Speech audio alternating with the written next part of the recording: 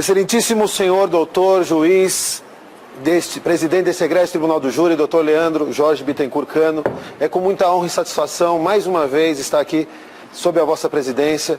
Quero também externar publicamente a minha satisfação pela forma com que conduziu esse trabalho desde o início, ou seja, desde a oportunidade em que tivemos aqui a cogitação de transmissão ao vivo desse julgamento. Vossa Excelência foi muito imparcial. Acho que falo em meu nome, em nome da defesa. Vossa Excelência mostrou a imparcialidade que é digna de um juiz, presidente do júri. Então receba, pois, os meus cumprimentos, o meu reconhecimento por esse trabalho histórico que Vossa Excelência desempenhou nesse julgamento. Quero cumprimentar o doutor Rodrigo Meli Antunes, ilustríssimo representante do Ministério Público. Não posso deixar de fazer um agradecimento a Vossa Excelência, um agradecimento pessoal, pela forma com que conduziu esse trabalho. A bem da verdade, dou testemunho e sempre dei que Vossa Excelência, para mim, é um promotor extremamente dedicado. Em muitas oportunidades já estivemos em lados opostos, defendendo causas diferentes, mas nem por isso deixei de admirá-lo pela forma dedicada que se coloca no estudo do processo.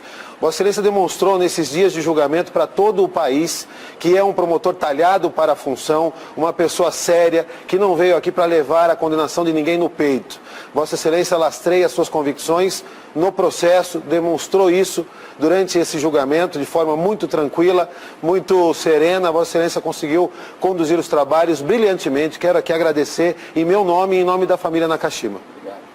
Cumprimento o assistente jurídico do Ministério Público, senhor Fernando, doutor Fernando. Quero cumprimentar o doutor Ricardo Fantiaco, meu sócio, meu companheiro também de luta neste processo desde o início, que se não fosse a sua dedicação também não teria a base suficiente para concluir esse trabalho da forma como foi. Quero cumprimentar aos colegas advogados que compõem a Tribuna da Defesa, doutor Samir Haddad Júnior, doutor Wagner Garcia, doutor Ivon Ribeiro. Vossas Excelências realmente merecem todo o elogio e todo o reconhecimento pelo esforço que fizeram nesse processo desde o início. Tivemos alguns embates, a bem da verdade, mas conseguimos superá-los e conseguimos chegar a bom termo nesse julgamento, o que é importante.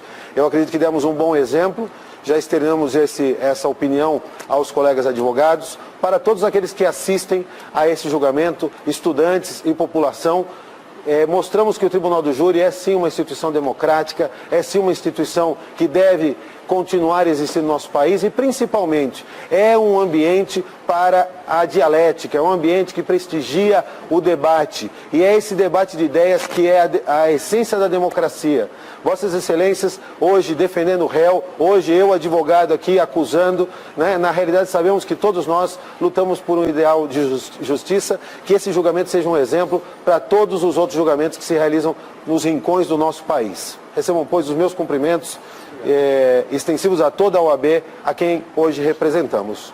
Eu quero cumprimentar os serventuários da Justiça, na pessoa do senhor Marcos Pilieri, diretor do cartório do júri, dizer o quanto me congratulo em participar em julgamentos neste tribunal, pela forma cordata, séria, responsável que são conduzidos os trabalhos dessa serventia. Receba, pois, os meus cumprimentos. Peço que estenda a todos os serventuários que oficiam na vara do júri, por favor. Quero cumprimentar a Polícia Militar, na pessoa da escolta que está aqui presente, Polícia Militar que é tão relevante para a sociedade paulista, uma das polícias mais combativas e mais o ideal de polícia. Então receba, pois, os meus cumprimentos. Não é porque hoje acusamos uma pessoa que ostenta a categoria de policial reformado que temos algo contra a Polícia Militar, muito pelo contrário. Recebam os meus cumprimentos extensivos a toda a corporação.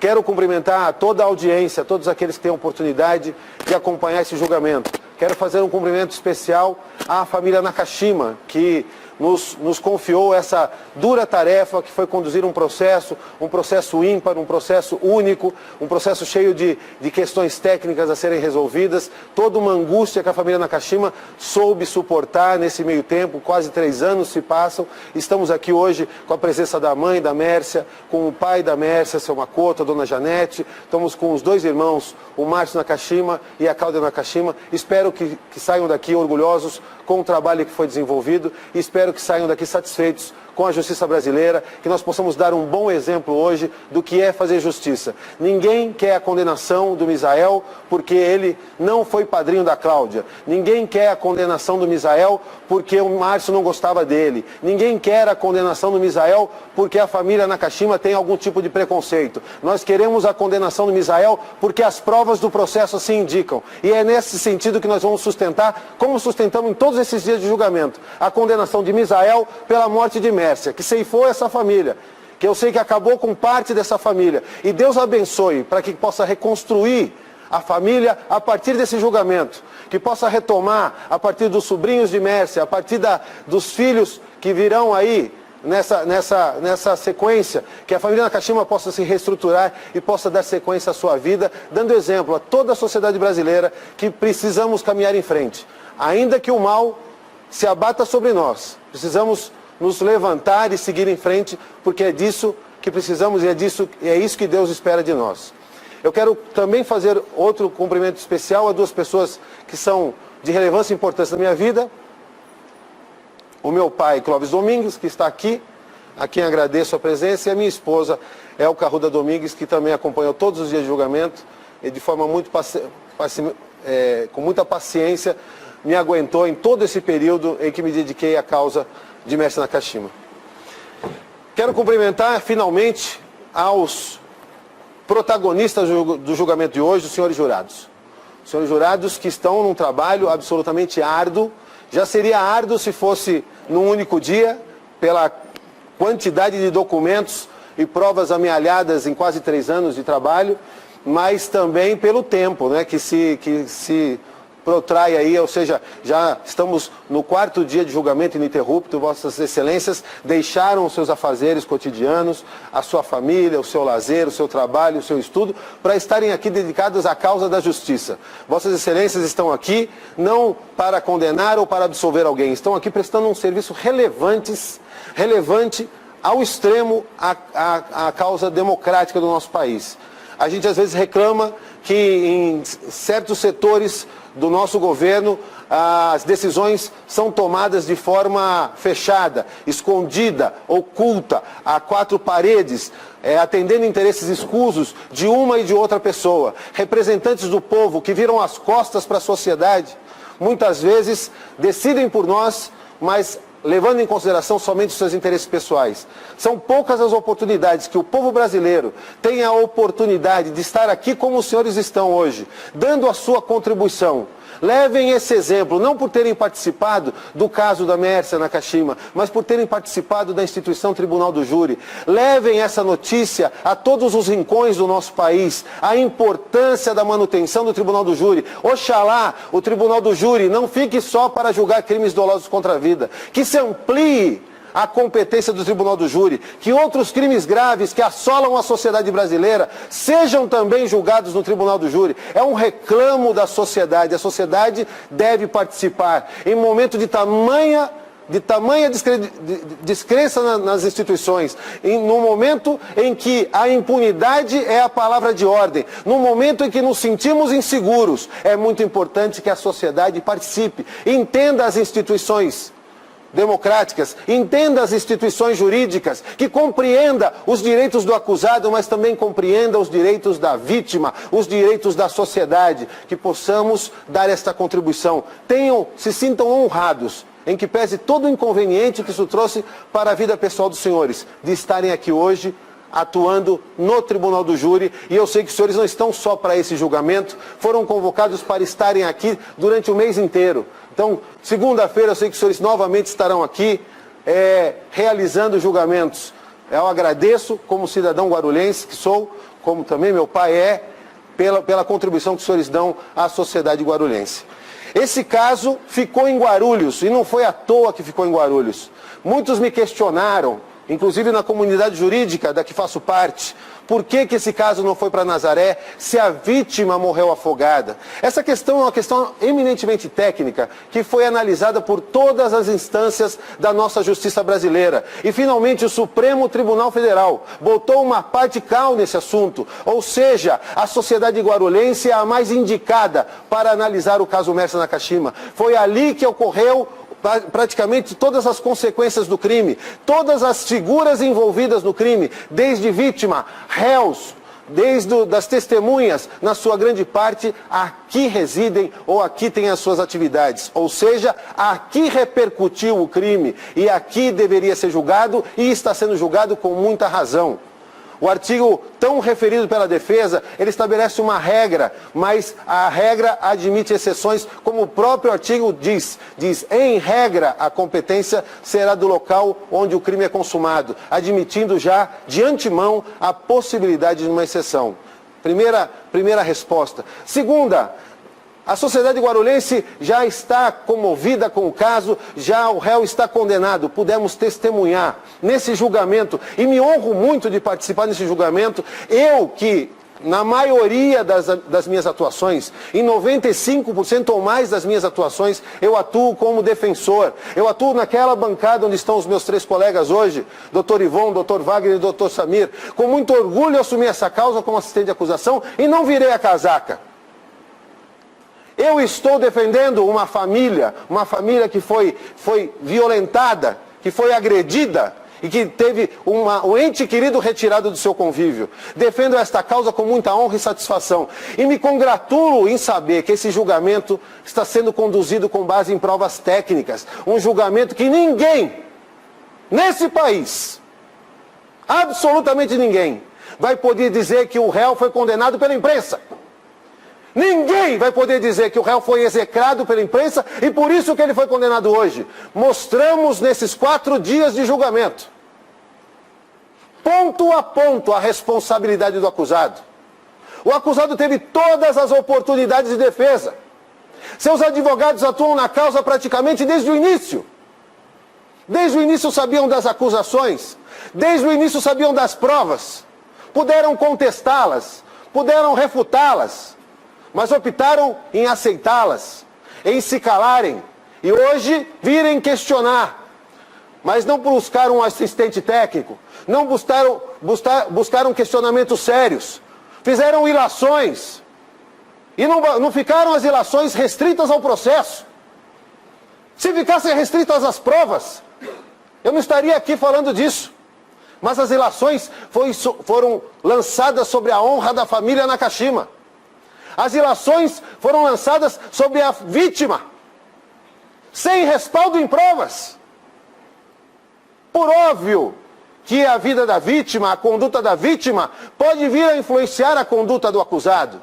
Eu não tenho dúvidas. Quantos e quantos julgamentos já não fiz em que apontei a conduta da vítima, mas nunca me pautei em boatos, ou em ilações, ou em colocações levianas para fazer afirmações contra a vítima. Sempre me pautei em depoimentos, em provas do processo. É assim que deve se pautar a defesa. A defesa não deve passar certos limites. A defesa não pode agir só com a emoção, tem que agir com a razão. O que se espera do profissional é o profissionalismo. Ao ventilar certos comentários na imprensa sobre a conduta da vítima, isso, na realidade, foi uma cortina de fumaça que a defesa quis fazer. É legítimo o trabalho da defesa na busca de plantar no processo a dúvida. É legítimo o trabalho da defesa de apontar os erros da investigação. Mas não pode fazer isso de forma vazia. Tem de fazer isso de forma escorreita, leal, ética. Disse no primeiro dia de julgamento que esperava que esse julgamento fosse ético e fosse leal. A bem da verdade, acredito que os defensores tiveram uma atuação muito importante nesse processo. Nesse julgamento, garantiram ao réu a plenitude de defesa. Um dos direitos mais sagrados, e que quem me conhece sabe o quanto defendo. Mas temos que observar os limites da lealdade e da legalidade. Senhores, Márcio Nakashima esteve aqui no primeiro dia. Fiz questão de que nós ouvíssemos ele primeiro. Ele que teve mais contato. É óbvio que não foi ele que esteve o tempo todo ou nas investigações, como tentaram criar essa imagem. Como tentaram criar a imagem que houve um pedido de retirada do delegado da investigação. Isso não procede. A insatisfação que houve da família Nakashima para com o delegado não foi acerca da investigação.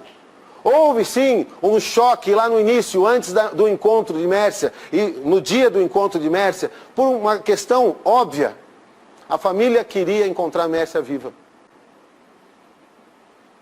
A família acreditava até o último momento que Mércia estaria viva.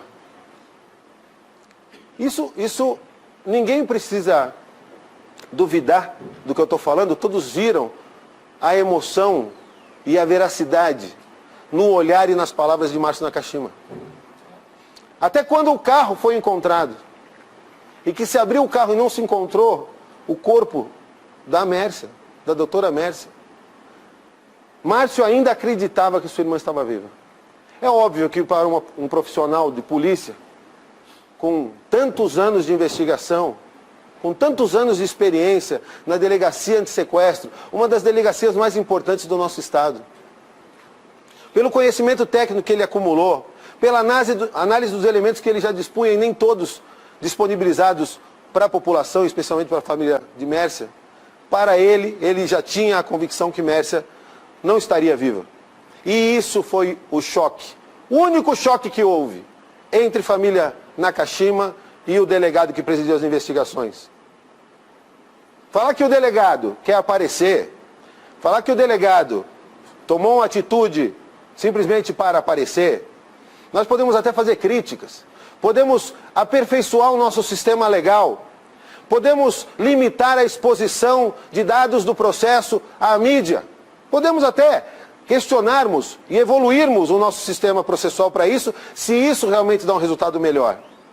Mas, de uma forma vazia, dizer que a única motivação desta autoridade policial era conduzir as investigações contra o senhor Misael, isso é uma leviandade, isso é uma mentira. Isso não restou demonstrado pela defesa. Seria papel dela demonstrar por que a autoridade policial assim o faria. E não o fez. O delegado conduziu as investigações, apurou os fatos e descobriu e desmascarou mentira por mentira ao senhor Misael. O senhor Misael vai ganhar um prêmio ao final desse julgamento. Do mentiroso do ano. A pessoa que mais mentiu nesse processo foi o senhor Misael Bispo de Souza. E eu vou mostrar para os senhores. Eu gostaria, doutor Ricardo, que o senhor me ajudasse a colocar aqui um trecho de alguns e-mails. O que vai ficar muito caracterizado nesse julgamento, senhores, e para mim isso vai ficar na memória de todos que acompanharam esse julgamento, é que o réu foi o maior acusador desse processo.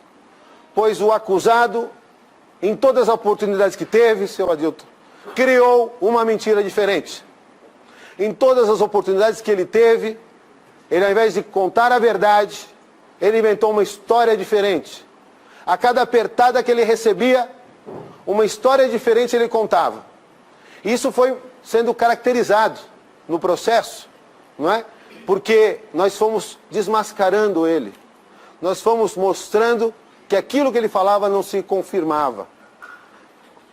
No momento ele dizia que confirmava a posição do rastreador, mas quando confrontado, aí o rastreador não funciona. Só que tem laudo, tem documento da empresa falando que funcionou perfeitamente até agosto, pelo menos até agosto de 2010, o crime foi em maio. Vamos acompanhar aqui, eu vou destacar com os senhores alguns trechos. Esse qual que é? Tá, vamos lá. As folhas 11 foram juntados alguns e-mails e nós temos aqui um trecho, eu vou ler para os senhores, não é? Alguns é muito longo, eu não tenho tempo para ler tudo, a defesa, se quiser, fará a leitura de... Não dá para melhorar isso. Isso, olha lá. Então, eu vou ler alguns trechos. Olá, Mércia, boa tarde. Sei que você desligou todos os telefones para não falar comigo. Tá aí a primeira mentira, não é? Ele não falou que ele tinha um bom relacionamento com ela, não falou que se dava bem com ela, que se encontrava com ela, que amava a Mércia, que eles... Na realidade, isso já demonstra um e-mail do dia 17 de abril que ela desligou os telefones para não falar com ele. confirmando o que a família de Mércia disse todo o tempo, o que Márcio veio aqui e disse aos senhores, que Mércia trocou telefones, que Mércia evitava Misael e que Misael a perseguia. Mas vamos à frente, mais para baixo. É que eu não posso marcar, mas eu vou ler um trecho mais para baixo, a defesa está acompanhando só estou colocando aí na tela para que vocês possam saber de onde eu estou tirando.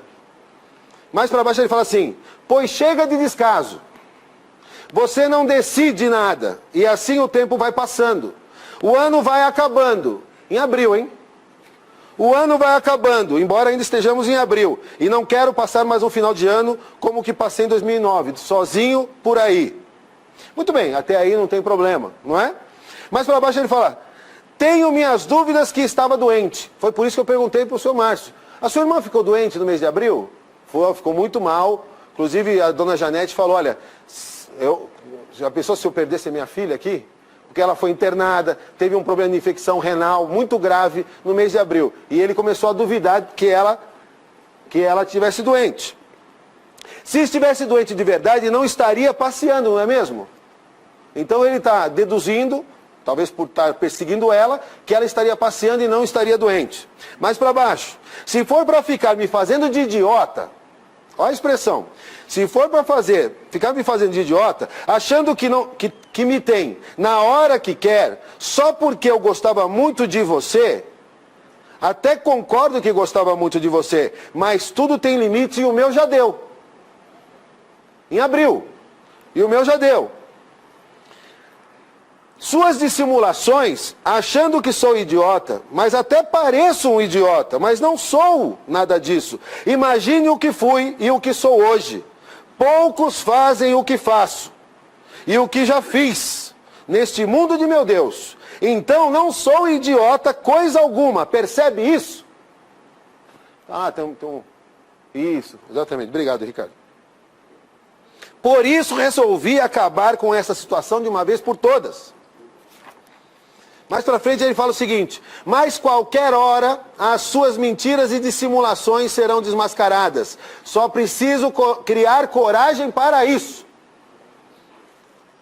Mais para frente. Se você não tivesse sido e continua sendo covarde comigo, as coisas seriam tudo diferente. É óbvio, se ela continuasse sendo a mulherzinha dele, tudo seria diferente. Mas ela não quis mais ser a mulherzinha dele. Pois não, pois não. Aí o senhor estava lendo, né? Resolvi acabar com essa situação de uma vez por toda. Eu não sei se o senhor leu, e tudo o que quero é que você seja muito feliz, mas bem muito longe bem. de mim. Ok, eu falei que eu ia ler trechos, e depois a defesa, obviamente, poderá contestar. Valeu. Mas qualquer hora, muito bem, mais para baixo ele fala assim, acho melhor mantermos distância um do outro, pois já cansei de ser tirado como idiota. Chega.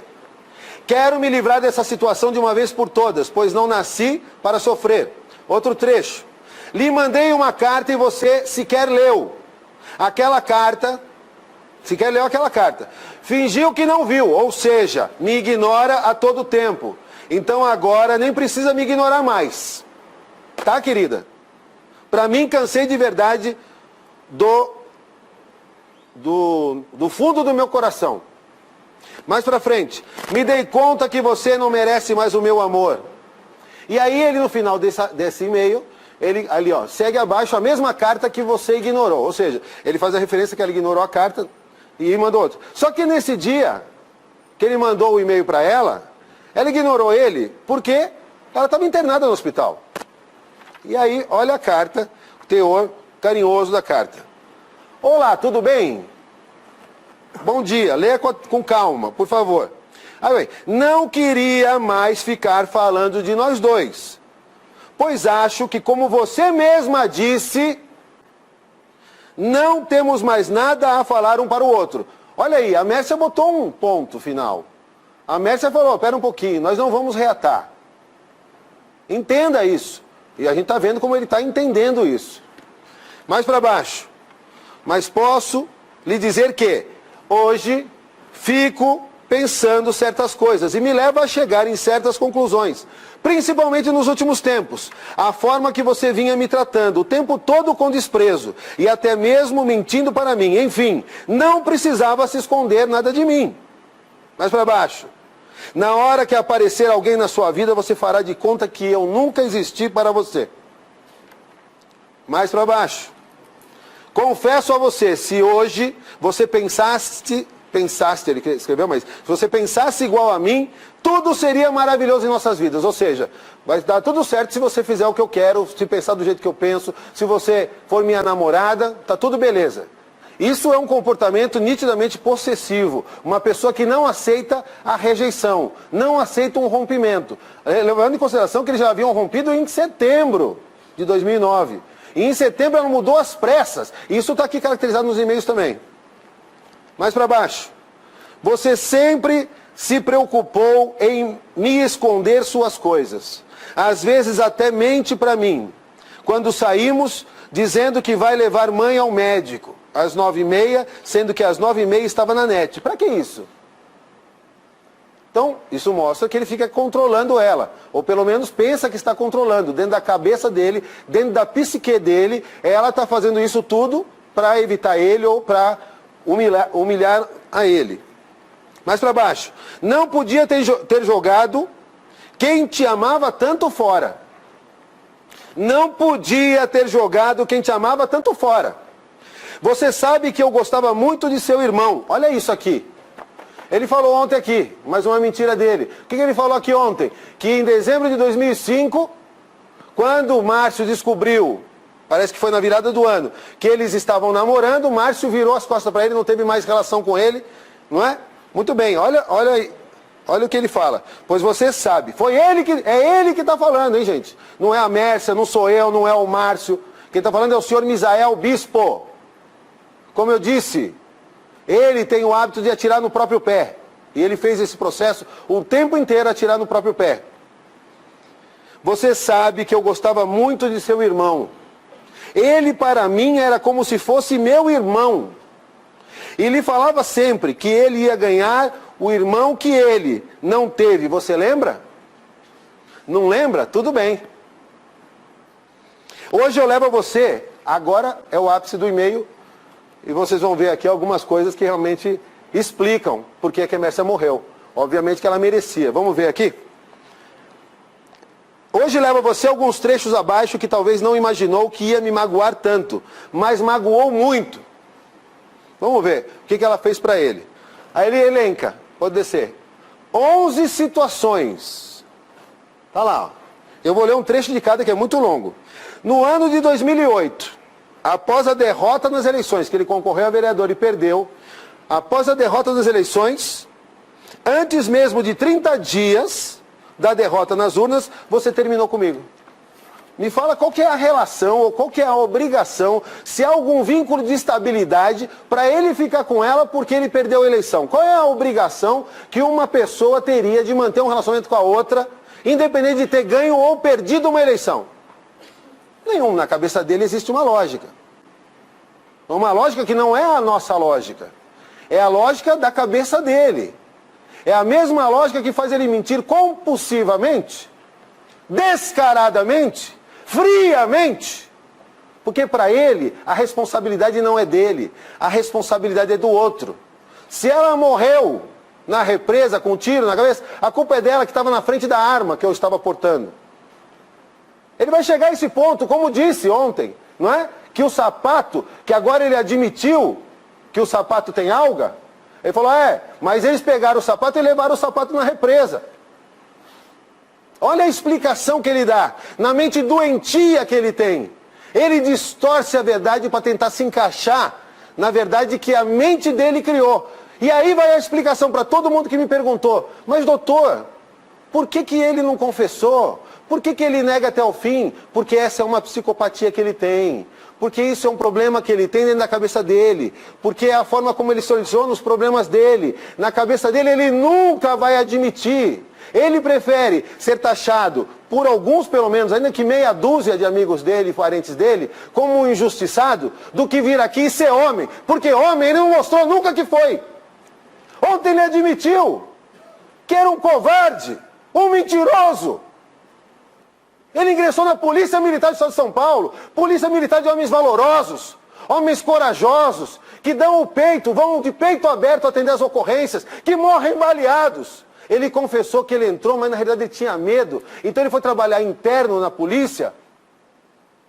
Que mentiroso, que mentira deslavada.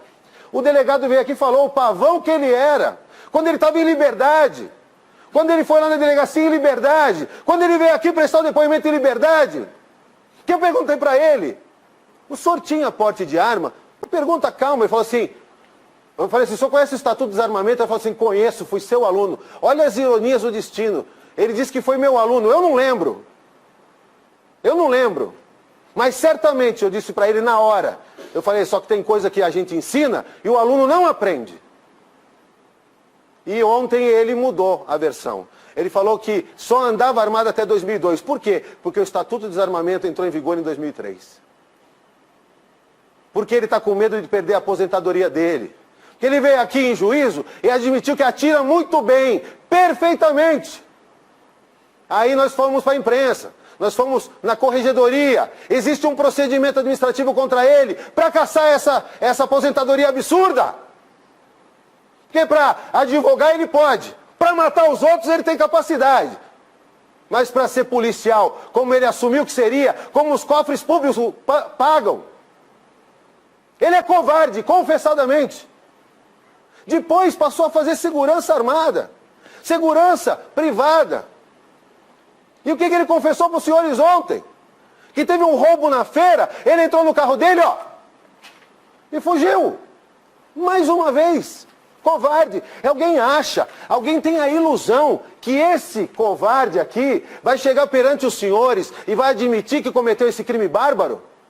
Não vai admitir, nem até a morte esse cara vai negar. Isso não deve abalar a convicção dos senhores. A prova técnica ela é irrefutável. O coloca na cena do crime, o tira da cena onde ele diz que estava. Não é a questão, não tem a prostituta.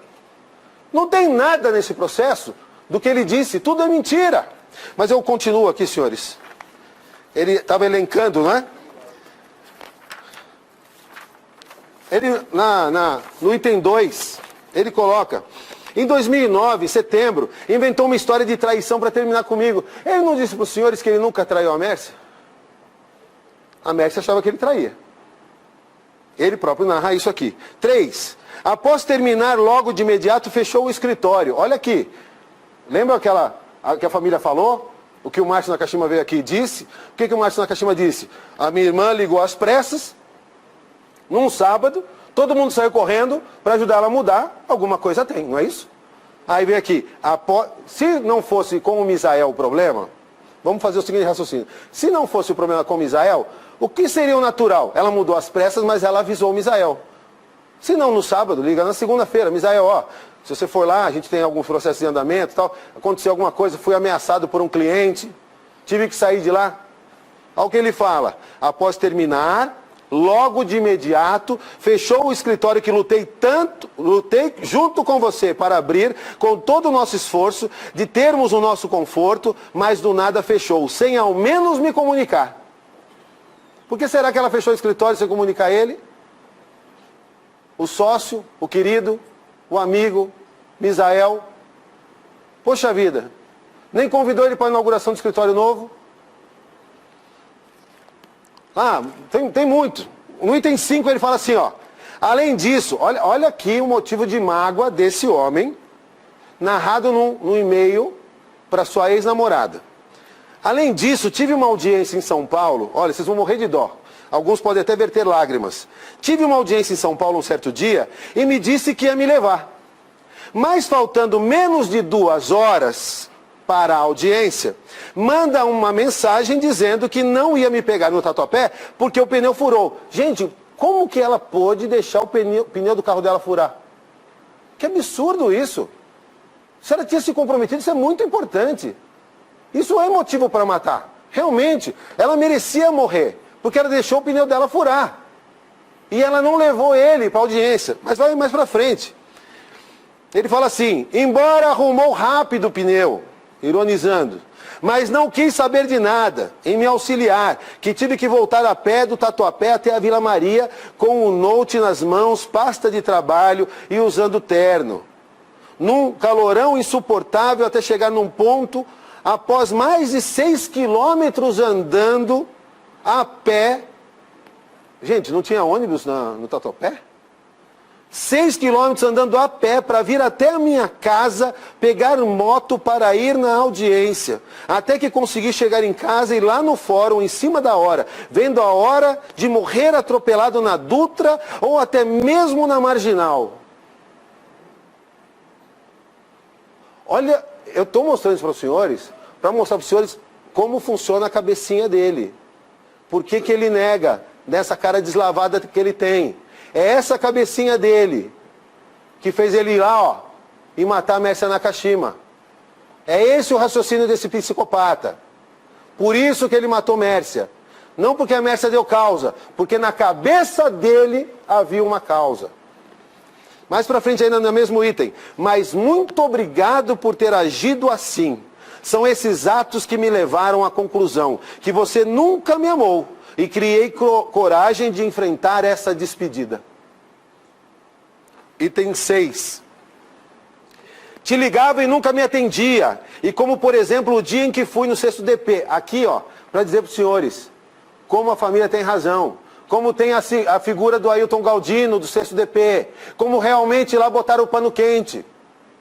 O Ailton Galdino foi ouvido nesse processo. A primeira vez que ele foi ouvido, ele negou que tivesse qualquer coisa, tivesse falado com o Misael no dia. Só que a casa dele caiu, por quê? Porque tinha testemunhas. O amigo da família lá do IML, o Ayrton, falou, não, ele veio aqui com o Misael falar comigo. Aí o que o Ailton Galdino fez? Voltou e retificou a sua declaração.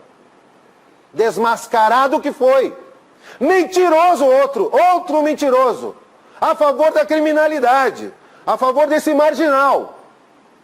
Porque não vai falar que é porque é um amigo. Porque ainda que seja um amigo, mentir para a polícia, num caso tão grave de desaparecimento de uma pessoa tão maravilhosa como foi a doutora Mércia, que em 3 anos eu não ouvi uma pessoa falar mal dela, não chegou ao meu ouvido uma notícia desagradável com relação a ela. E a defesa está aí há todo esse tempo, poderia ter captado todas as informações, poderia ter colocado os podres da doutora Mércia no processo. E não existe um podre, a não ser as ilações levianas levantadas pelas costas na imprensa. Mas, me lembro do dia em que fui até sua casa te levar coisas que trouxe da Bahia. E você pediu para o guarda ir atrás de mim para impedir minha entrada na sua casa. Não era para eu subir. Aquele dia me senti um lixo dos lixos. Ser humilhado assim ninguém merece. Lembra o que o Márcio Nakashima falou? Que ele foi proibido de entrar na casa dela? Está aqui, ó. Misael admitiu que é verdadeiro. E ele se sentiu o lixo dos lixos. Senhores, tem muito mais, mas os senhores sabem que o tempo ele é curto. Então eu vou continuar falando de outros aspectos. Ele nega que perseguia a Mércia Nakashima. Ele nega. Foi ouvida as folhas 59 dos autos, a Silmara, que eu perguntei para o senhor Márcio no primeiro dia. Silmara era amiga da Mércia? Era muito amiga, elas estudaram juntos na faculdade. Então ela poderia ter confidenciado? Sim, lógico, eles tinham uma relação ótima. As folhas 59 dos autos, Silmara fala o seguinte. Às vezes, aqui... eventualmente encontrava a Mércia no fórum, porém percebia que Bispo estava sempre ao lado, não desgrudando, entre aspas. 1 minuto sequer. Nas poucas vezes em que conversavam sozinhas, Mércia queixava-se que o mesmo era possessivo e ciumento, tanto com homem quanto com mulher. Em novembro de 2009, a depoente ficara sabendo que Mércia terminara o relacionamento com o Bispo. Porém, este começou a persegui-la, principalmente por telefone, ao que soube, segundo o relato de Mércia. Segundo o relato de Mércia. Mércia falou para Silmara que estava sendo perseguida por Misael, especialmente por telefone. Bispo chegou a ligar, certo dia, umas 40 vezes. Todas ligações sem ser atendido.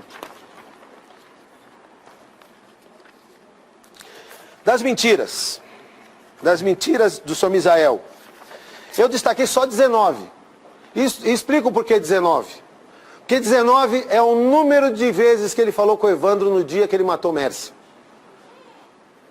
19 vezes, como o promotor já destacou.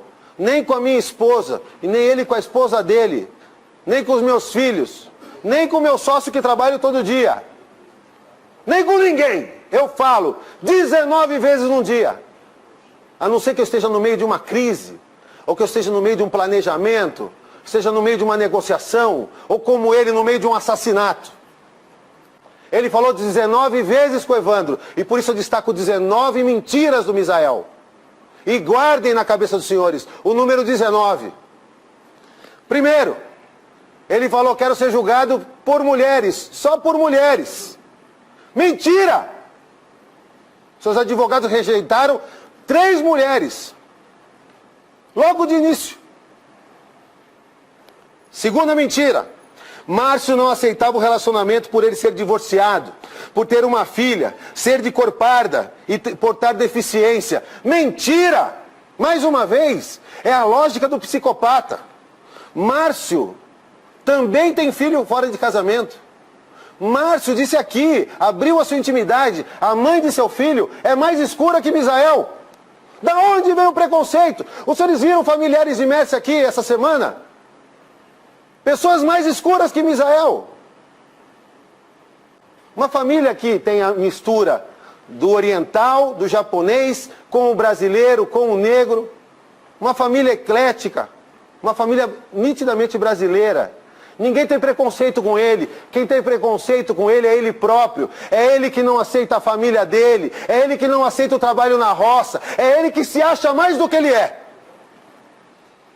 Disse que nunca pediu ajuda para reatar. Mentira! Mostrei para os senhores o depoimento da Silmara.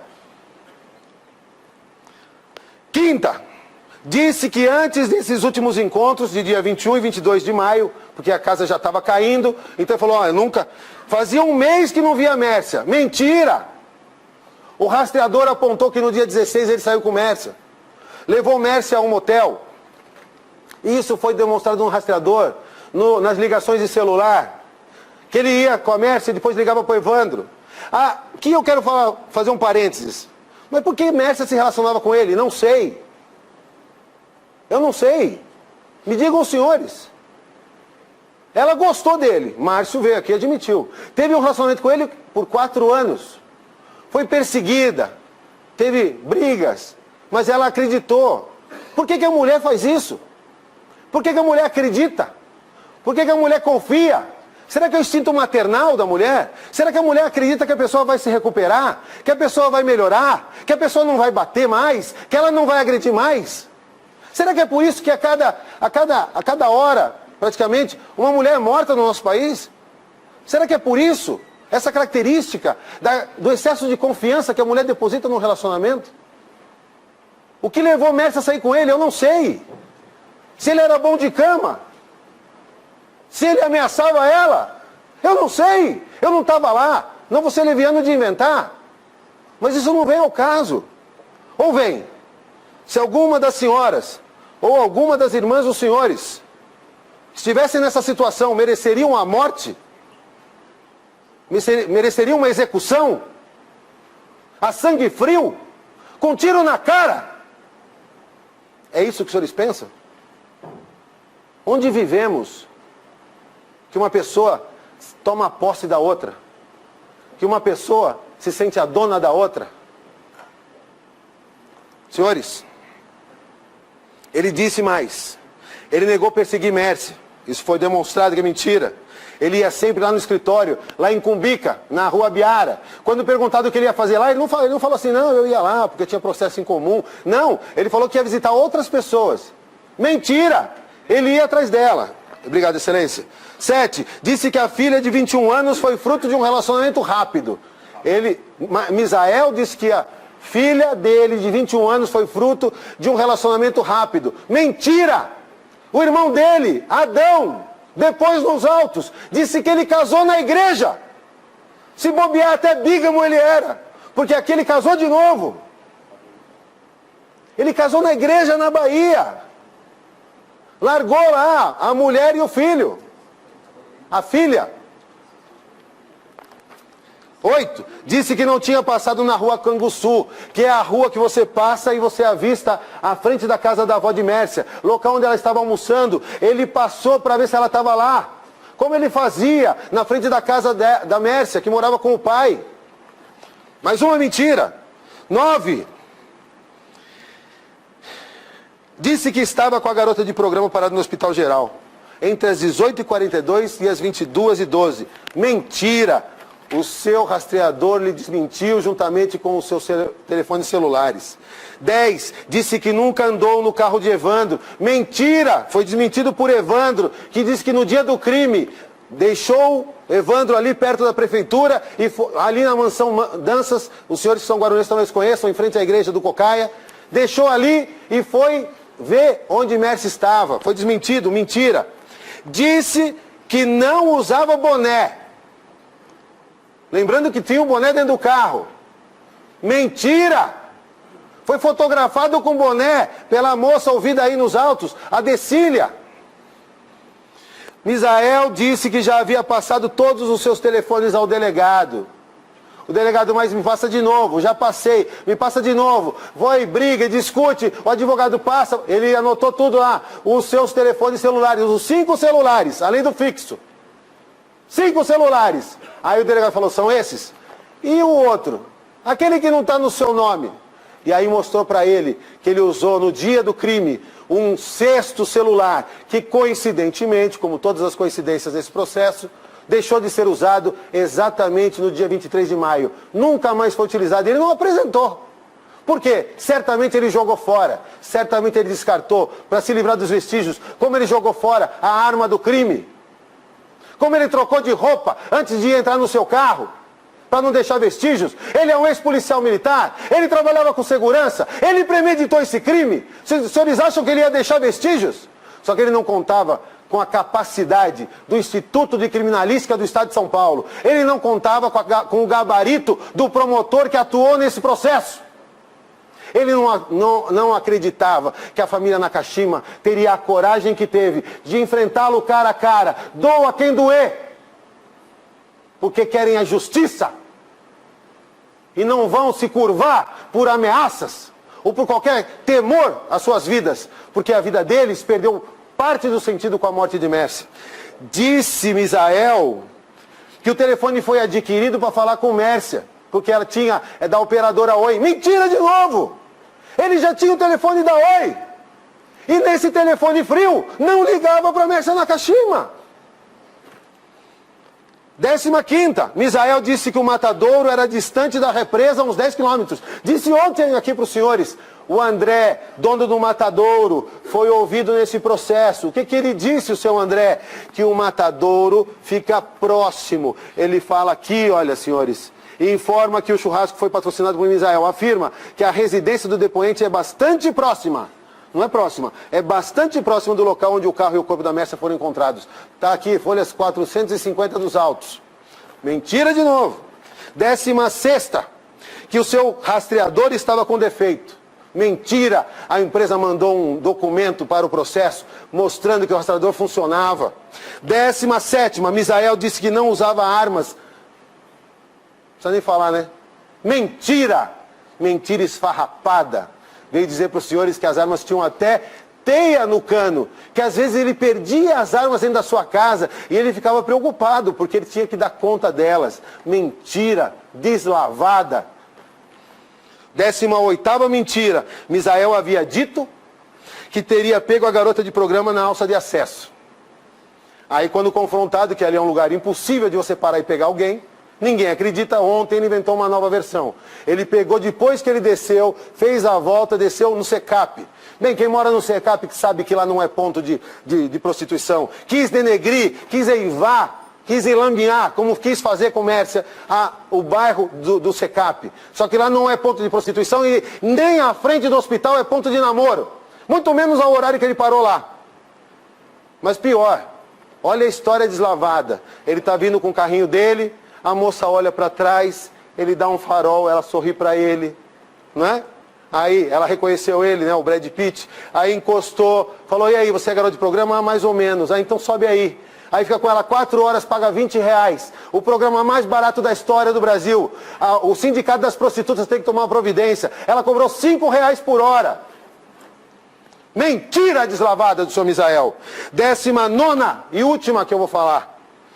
Misael disse que não havia discussão acerca de honorários. Senhores, nos e-mails. Quanto tempo eu tenho, Ricardo?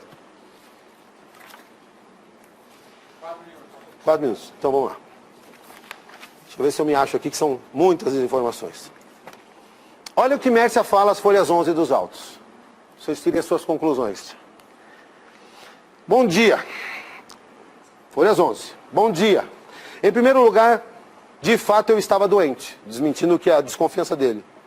E por tal motivo não atendi sua ligação, pois naquele momento já estava hospitalizada. Pois quando saí do fórum ia resolver algumas coisas no posto fiscal, sobre o inventário da Maria. Mas sequer consegui chegar no local. Então fui para o médico e por lá fiquei. Não só fiquei, como passei alguns dias por lá. Com tudo isso, meu celular, que já estava descarregando a bateria, acabou. E fiquei por uns bons dias sem ter como recarregá-lo. Mas na cabeça doentia dele, ela estava enganando ele. Como ele achou que ela estava traindo ele com o doutor Álvaro. Olha, você se enganou, Misael. O doutor Álvaro estava lá a serviço, foi pedir para fazer uma audiência. Aí vem aqui, a Mércia desmentindo. A Mércia que não está aqui para se defender hoje, mas ela deixou aqui os e-mails. Além do senhor Misael, a Mércia também atua nesse processo para incriminá-lo. Mas vamos à realidade. Está escrito aqui, não sei o que estou falando. Mas vamos à realidade. Nunca deixei de lhe repassar nenhum valor que de fato lhe pertencia, ao contrário de você. Está escrito aqui? Ao contrário de você, que sempre que pode, fez e faz isso. Não é mesmo? Quanto aos honorários do Robson, nenhum prejuízo ou gasto você teve. Simplesmente não quer me repassar o dinheiro que me pertence. Quanto aos honorários da Amélia Watanabe, estou aguardando também você repassar minha parte. Tem ainda o processo do Gabriel, que você recebeu integralmente e também não me repassou os honorários. E por aí vai! Extrato do seu Misael. No dia 13 de maio. Essa conversa foi dia 6 de maio. Não, essa conversa foi 29 de abril. Dia 6 de maio tem outro. Na réplica eu mostro para os senhores. Dia 13 de maio. Duas movimentações bastante suspeitas na conta do Misael. Ele recebe a quantia, no dia 13 de maio, de um motivo bem grande para, na cabeça dele, ele matar a Mércia Nakashima. Porque só na cabeça de um psicopata, isso é motivo para matar uma pessoa. Mas aqui, dia 13 de maio, ele recebe um pagamento, um depósito, 78.020, mais um de R$1.000, mais outro de R$1.000, mais outro de R$1.000, mais outro de R$8.300, ao total, mais de R$90.000, que ele aplica, transfere para a conta de investimento, numa tacada só, R$95.000. Eu acho que ele não ia repassar para ela isso aqui, ele investiu. Será que isso aqui é por isso que ele matou Mércia? No dia 23? Conforme disse o delegado aqui, que tudo indicava que ele ia tentar no dia 16, que ele ia tentar no dia 22, mas só conseguiu dia 23? E olha, por mais que não tenha sido apurado como deveria, tem uma testemunha que fala que foi prometido R$5.000 para o Evandro.